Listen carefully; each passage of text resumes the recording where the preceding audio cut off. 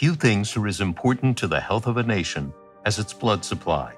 And nowhere is that more true than in Israel, because today, blood is used for so many life-saving treatments, providing seriously ill patients with antibodies to fight coronavirus, giving transplant and cardiac patients the ability to undergo life-saving surgery, and providing terror victims and IDF soldiers with the red blood cells and platelets they need to survive critical injuries. Israel's National Blood Services Center was built in 1987 by American donors to Magen David Adom, Israel's national emergency medical service. But more than 35 years later, Israel is a very different country.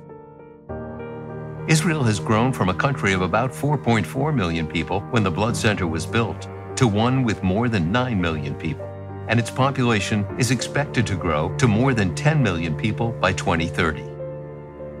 So it now needs a blood center with significantly larger processing capacity, requiring that Israel upgrade from a blood center that processes 260,000 units of blood a year to one that can process more than 500,000. And while Israel's population has grown, so has something else: the capacity of Israel's enemies. Israel's most belligerent enemies, Hezbollah on Israel's northern borders and Hamas in the Gaza Strip, didn't have rockets capable of reaching Magen David Adom's blood center near Tel Aviv when the center was first built.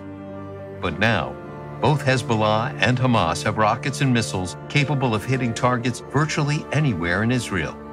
And that leaves millions of Israelis and the blood supply vulnerable to attack. That's why Israel needs a new blood services center, one with not only greater blood processing capacity, but also reinforced against attack, with its most crucial services, such as blood storage and processing, underground in reinforced areas of the building and out of harm's way. This will ensure that Israeli civilians and soldiers will have the blood they need when they need it most. And with Israel sitting on 2 seismic fault lines, the new blood center also needs to meet current building codes to withstand the earthquake we know will inevitably hit the area. American supporters of Israel built the current blood center. Likewise, American friends of Magen David Adom made the decision to build Israel's new blood services center to leverage American support for Israel and to ensure the safety of Israel's blood supply for many decades to come. The new facility will be called the Marcus National Blood Services Center in recognition of a $25 million gift toward its construction by the Marcus Foundation and Bernie and Billy Marcus. It's being built in Ramla, centrally located near Israel's highways, to ensure rapid deployment to the nation's hospitals. And because of the urgent need for this new facility, AFMDA has worked to ensure the construction timeline has been strictly adhered to.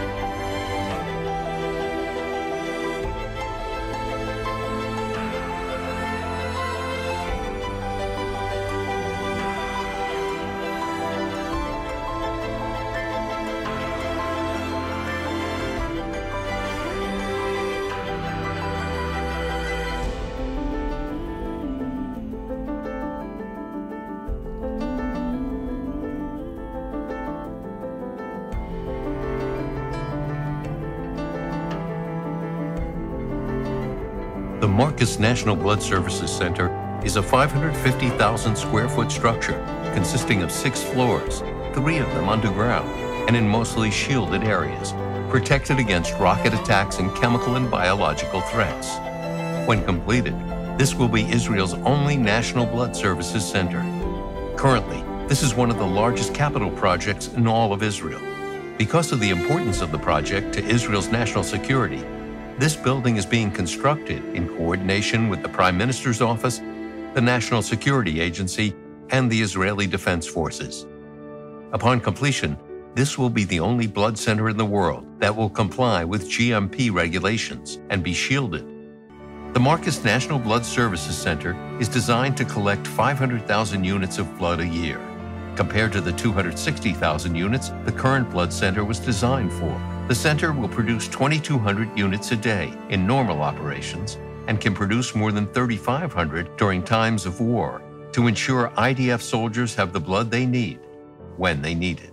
By completing this project together, we can help ensure Israel's future.